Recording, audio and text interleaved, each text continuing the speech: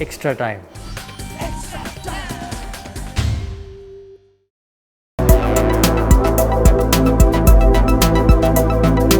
Mishti Kotha, Bengal's newest taste of sweets. The World Cup, you said you were still the right person to be leading this young team. In your mind, do you still think the same after this series? Yeah, I think the same thing applies with this team. If you look, it's a very, very young team. And how I see my journey unfolding with this team is to help that transition period. That's something we spoke about before that wasn't necessarily the case. You know, Graham Smith was a successful captain for a very long time. And then after them, there was like, okay, what now? Who's going to captain the side? What's going to happen? So this period is as I said, try and make that process a little bit smoother. Identifying the next leaders, identifying the next captains, working with them. And then when that time's right, then that time will be right. But for the time being, it's just about that process unfolding right now. As I said, it's a very young team. It's a very young leadership group. So for right now, yes. Very good batting performed by Indian team and relentless pressure by the fast bowlers that made the thing. Yeah, spot on. I thought the way the Indian seamers especially showed us as a South African fast bowling attack how to bowl speaks a lot of volume for the way that they bowled this series. The pace that they bowled, the consistency that they bowled, the skill that they showed outclassed us as a fast bowling attack. And there's learning for us in that when we play in the subcontinent, that our style of bowling is not successful. You have to adapt your style to the style that is required. Obviously, someone like Dale Steyn was effective in subcontinent conditions because he does have similar skill set. You know, he's a skiddy bowler off the pitch, hits the stumps. Whereas if you're missing the stumps a lot or you're bouncing it over the stumps, it's not as effective here. So, seam bowling was one area, but I thought spin, they were better than us from a batting unit. Exceptional ruthlessness in the way that they put massive scores on the board. And that's one of the reasons why mentally we were probably so weak towards the end.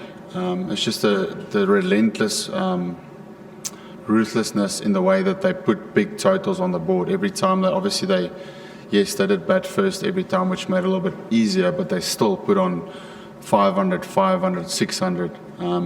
And the scoreboard pressure that the effect that it has on you mentally as a batting lineup, it takes a lot of energy and it takes a lot of toll, and that's why you could see towards the end our batting lineup was mentally weak. You don't want to be mentally weak. Obviously, you try as hard as you can, but the ruthlessness of them right through this series, you just feel like there's no opportunity or no moment in the game when you can hide. You know, it's like constantly your body is tired, your mind is tired, and then you make mistakes. That's what makes them such a powerful team, is their ruthlessness right now. So that's where we were falling short of the batting. You know, obviously the first test, Dean and Quinny played great knocks, but after that, a lot of 50s, a lot of starts, and they didn't have that. They had huge scores. And also from a fielding point of view, once again, it's tough to say, but they outfielded us. The energy that they showed, complete team performance, and we were outplayed in all of them.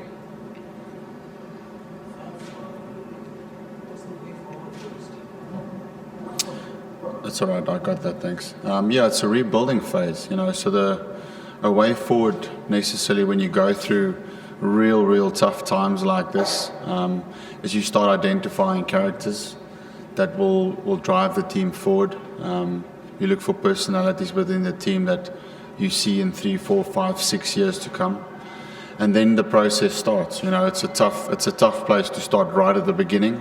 Obviously, in a perfect world, you'll start somewhere in the middle, change 1 or 2 players, and that period takes a little bit shorter. But the position that we find ourselves in now, with a lot of experience out of the test team, that process will probably take a little bit longer. So right now, it's identifying the personnel that you believe in is going to drive this team forward. As I said, the characters more than anything else. Over the years, you have lost so many players, top talents, what I call that. So do you think from Brexit, the route closes, it will benefit South African cricket?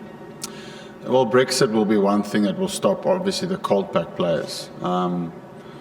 So that, yes, that would benefit South African cricket tremendous amounts. I don't know if maybe they'll find a loophole around it by saying we'll have another overseas player that will be allowed to play for in county cricket, which still means that players would go and play there. It will just be under a different name tag, because the opportunities are there for players in the domestic circuit in England.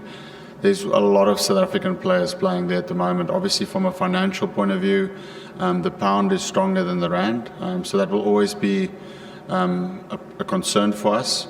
But the lesser of those things that there are for players to go overseas, obviously that will be much beneficial for cricket in South Africa, because at the moment we're losing our experience in international cricket, but we're also losing our experience in domestic cricket.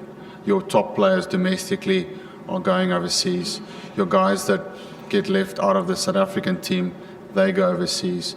So you're missing out on all your best players into a talent pool that is all of a sudden a lot smaller. So that's something that we've tried to identify to stop, but it's been very difficult to stop.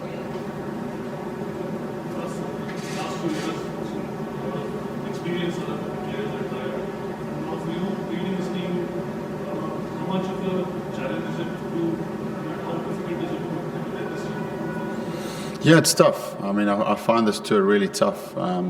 Obviously, you're used to playing with a lot of players, especially in Test cricket, and as you rightly say, we've had a very mature Test team for a while. You know, all guys that's played 30, 40 up Test matches, and now you look in the dressing room and it's 5, 6, 7, 8, 10 Test matches. So it does feel like a lot of responsibility lies on my shoulders to try and take the reins, to try and build a team.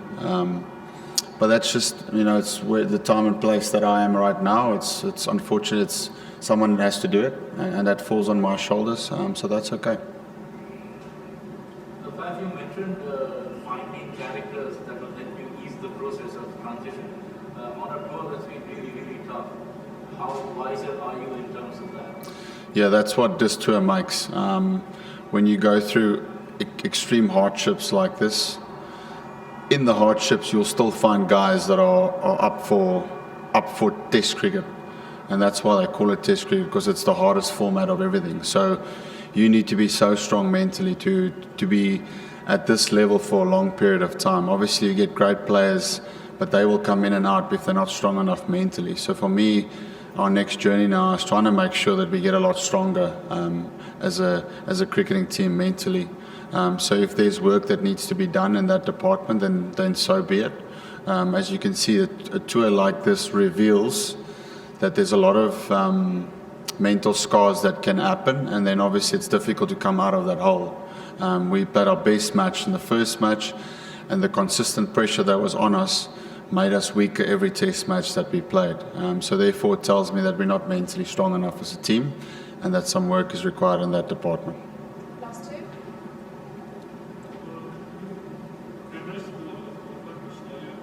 When you look at players like Thailand and second number and the seasons that are in counting, is that a little disheartening for you over it? No, as I said, it's sad for South African cricket not to have the option of their best players. As you rightly say, Simon Harmer has had an unbelievable season. And it would be great for South Africa to be in a position where they could go, he's done well overseas, let's bring him on tour with us. So maybe, as you say, post-Brexit, that won't be the guys will still go and play there, but you can still pick them for your country. So that's the situation where we need to get to, because at the moment we don't get the option of all the best players, And even like I said, the guys going as post-international cricketers, Hashim Amla, those guys, they won't be playing domestic cricket back home. So you lose all of that experience, which will help the young guys so much. Playing with Hashim Amla would be the greatest learning curve that you could get, playing with Dale Steyn, all those guys, playing with AB de Villiers. So it's about making sure that you can bridge that gap and finding ways to do it. Last question. So, what do you have to say about logistic structure back home in terms of getting players ready to fill in these big voids that Yeah. No, I think what this is unveiled for us is it shows that our structures are not where they need to be. The gap between domestic cricket and international cricket needs to be, there needs to be things put in place to make sure that you can address that a little bit better. I think if you look back 3 or 4 years and someone had the vision of saying in 3 or 4 years' time there will be a lot of experienced guys, if you look at the age gaps, a lot of 34, 35, 36-year-olds would possibly retire. So what do you do to make sure you get yourself ready for when that time comes? And possibly we're all guilty for not planning for all of these guys going at the same time, because if you look over the last year and a half, we've lost 4 or 5 test players. And now you've got to replace not only one player, but 4 or 5 of your best players. And I think in there, perhaps we could have been a little bit smarter in the planning phase and the phasing out of the great players. Hit the subscribe option and the bell icon to get all the exclusive sports videos on Extra Time.